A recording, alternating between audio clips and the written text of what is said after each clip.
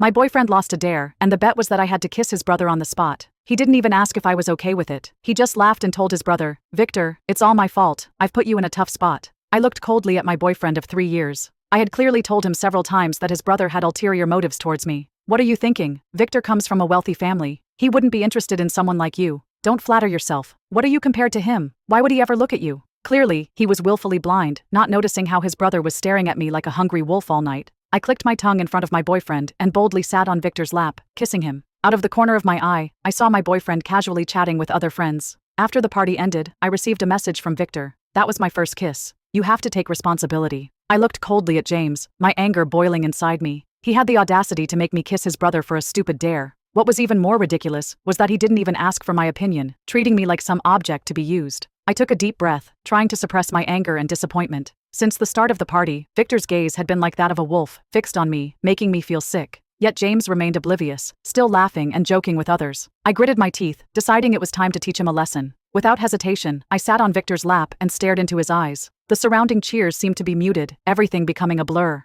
I closed my eyes and initiated the kiss, pressing my lips to Victor's. The moment our tongues touched, I felt Victor tremble noticeably. 5 minutes felt like a century, and I forced myself to continue the kiss despite my discomfort. Finally, when the time was up, I pushed Victor away and stood up. I looked around, everyone was staring at me in shock, while James was still chatting with friends. I let out a cold laugh and turned to leave that suffocating room. I heard someone teasing James behind me as I stepped out the door. "James, aren't you mad that your girlfriend kissed someone else? What's there to be angry about?" "It wasn't real," James replied dismissively. My heart dropped, and I quickened my pace to escape that toxic place. Once home, I locked myself in my room, ignoring James's persistent knocking. My phone buzzed. It was a message from an unknown number. I opened it and instantly felt a chill run down my spine. That was my first kiss. "You have to take responsibility." I decided not to reply to Victor's message and to handle the situation coldly. But days passed, and James still showed no signs of remorse. My heart felt heavy, like a massive stone was pressing down on me, making it hard to breathe. Finally, on the 5th night, James showed up at my door with bubble tea. "I'm sorry, I didn't expect things to turn out this way," he said.